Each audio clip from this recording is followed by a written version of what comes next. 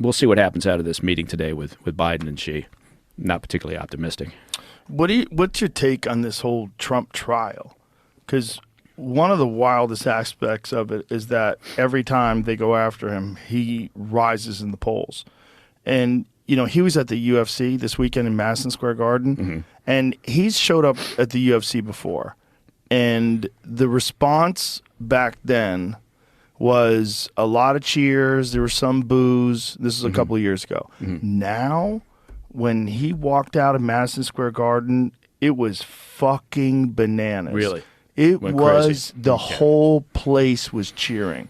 He walks out to Kid Rock's American Badass with Kid Rock and Tucker Carlson walking in like the right-wing Avengers.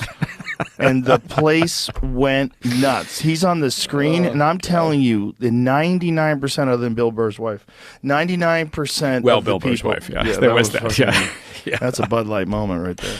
Yeah. I mean, can you hear it? Oh, no. Give me some volume. Why isn't it? I'm not sure. See if we can get some volume, because I'm telling you, the fucking cheers of the crowd were nuts.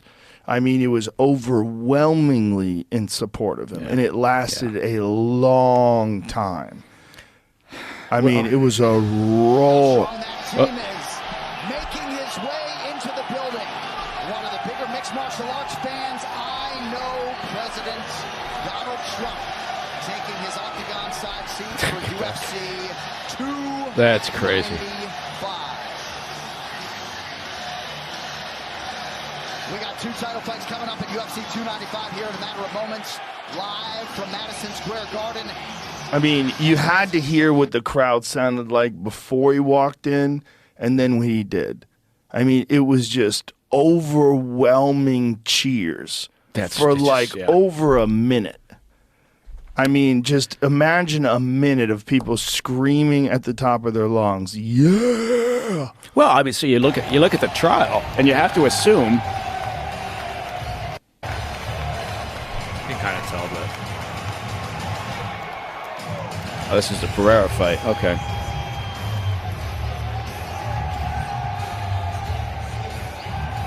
And obviously, this is a cage fighting crowd. Yeah. Right? This is not a fucking unbiased sample of the general public. The New York elite buying tickets to the cage fight. It's certainly not the liberals.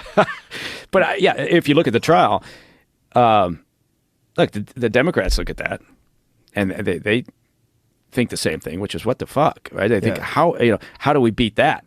Right. And so maybe you beat it by just keep throwing shit at the wall until something sticks, right? But to your point, every time they do that, his poll numbers go up. And Biden's doing his own thing over there, where his poll numbers are going down because of his own actions and the current administration's behavior. But and not just that, it's not people realize he's really rapidly deteriorating. Yeah. I mean, there was a video the other day they were showing before the 2020 election. Biden was talking, and there's a marked difference between his ability to communicate then versus now. Yeah, I mean, it takes years off of anybody, right? Yes. You look at any of these presidents except recently. Trump. He did seem energized like by water off a duck's back. He just fucking went right through it. Despite all the crap, right? Despite 3 years of the Russian collusion, witch hunting story and all that went on. It is. There's people that still believe in the Russian collusion narrative. Yes, I know some of them. Which is wild. Yeah, I know. I've had conversations with people. What about this whole Russia thing? Yeah. Like, what Russia thing? Tell me what happened. Tell me what the reality of it was. How much of it do you know how much of it was bullshit? How much of it was just Hillary Clinton propaganda?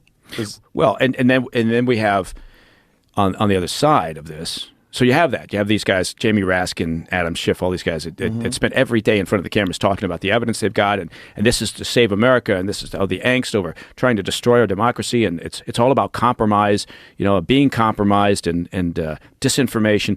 Well, what happens with Trump now? Is there any weight to these allegations? One of the things that's so bananas is the overvaluing of Mar-a-Lago. Yeah. Because they tried to say it's worth $18 million, which is so fucking crazy. It's an enormous piece of land. Yeah. It's some of the richest real estate in all of America.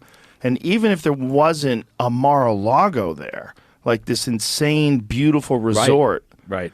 even if that wasn't there, just the real estate's probably worth $50 million. Absolutely. Just the land. Yeah, the land itself. And so, yeah. At least. I think all the liberals that may be living in the area down there were probably like, oh, God, this is going to completely devalue our property. Right. So they were probably pissed off as well. But no, nobody in their right mind actually believes that's a legitimate assessment of that property. How can you get away with doing that and trying to enforce that in a court of law? Well, I think they'll lose. They'll probably win the day in terms of this trial. They're gonna pound this thing until, and then certainly it appears as if the judge is all in. Right? I mean, he doesn't seem like he's inclined to throw anything out. So I think, but it's not going to win on appeal, right? And so, but what they're looking for, what they're hoping for is, again, they see the video at the fights, and they think, good God, we got to keep him tied up. We got to keep him wrapped up in these trials throughout the whole campaign period, right? And I think that's their goal. Whether they can make anything stick. I think it has the opposite effect. The problem is it galvanizes his base, and it also makes cynical, objective people that are on the outside realize what's going on. This is Banana Republic shit. Well, but I think it also, at the same time, they're hoping it reminds suburban moms and the people that he didn't get the second time around because they were tired from the sort of the chaos and all the tweeting and everything. I think they're hoping it reminds them of the chaos and all the tweeting and everything. And so they're hoping to keep those people off the field, when it comes time to vote. But I think you're right. Of course, it definitely galvanizes his base. And I think it will, people who sit and think about this and ponder and say, and objectively, maybe they don't have a dog in the hunt. But then, how many of those people do you peel back over to the Republican side? Who knows? I think a lot. I really do. Well, I don't. I think there's a lot of closet Republicans out there now. There are a lot of people that have switched over.